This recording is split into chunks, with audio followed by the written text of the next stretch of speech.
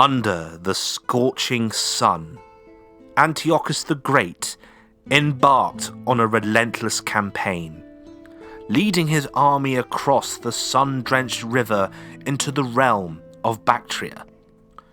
The heat hung heavy in the air, and the glint of sunlight off his helmet's visor barely offered respite from the intense rays.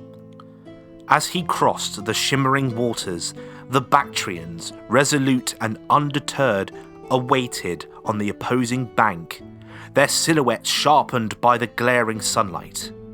Ready for battle, the Bactrian warriors, shields gleaming, stood as an unyielding wall against the invading force. Antiochus, undaunted by the harsh conditions, forged ahead, determination burning into his eyes as he confronted the formidable challenge that awaited him in the sun-soaked land of Bactria. In the previous episode, Antiochus of the Seleucids seeks glory in Syria against the Ptolemies of Egypt. Despite a defeat at Raphia in 217 BC, Antiochus marches on, quelling rebellion in Anatolia, securing victories in Armenia and Parthia, and achieving peace with Parthia. Only the rebellious province of Bactria remains unconquered. Antiochus the Great is on the move. He's on a huge mission to get back the eastern lands, reminiscent of what Alexander the Great did centuries ago. But Antiochus has a tough job because he's not up against one big empire. His opponents are a bunch of independent kingdoms that are super strong and really good at fighting, especially Bactria. Now, the Bactrians are well known for being amazing horse riders. Even Alexander the Great had a tough time beating them. But now, Antiochus has a new problem.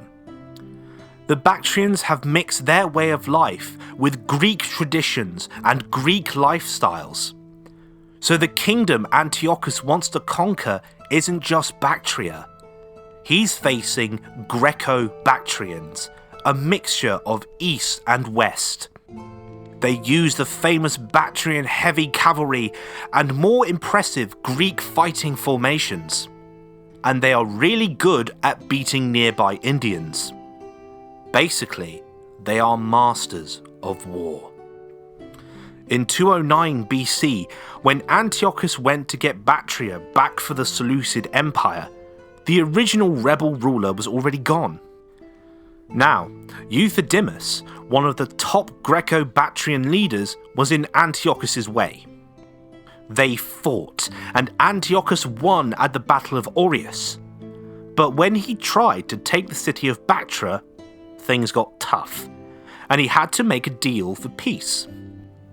As part of the peace talks, Euthydemus sent his son, Demetrius, to talk. Demetrius impressed Antiochus so much that Antiochus not only promised one of his daughters to Demetrius, but also let Euthydemus keep his royal title.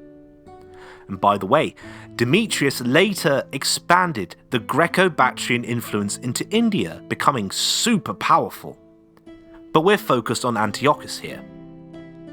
Antiochus wasn't stopping. Like Alexander, he went into the Kabul Valley and reached the Indian king Sophogasinus.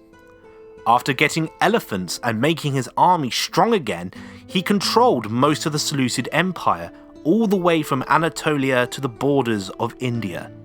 It seemed like nothing could stop his conquest. But there was a problem.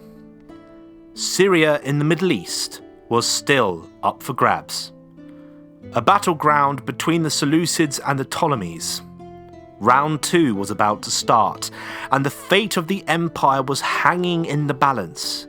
Antiochus was at a big decision point, ready for the next part of his epic story.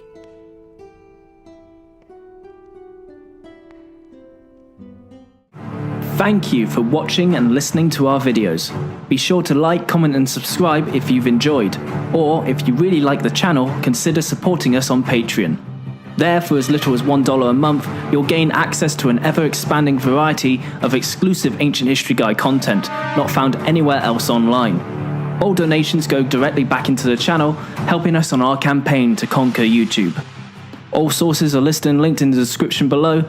I've been the Ancient History Guy, and as always, I'll be seeing you later.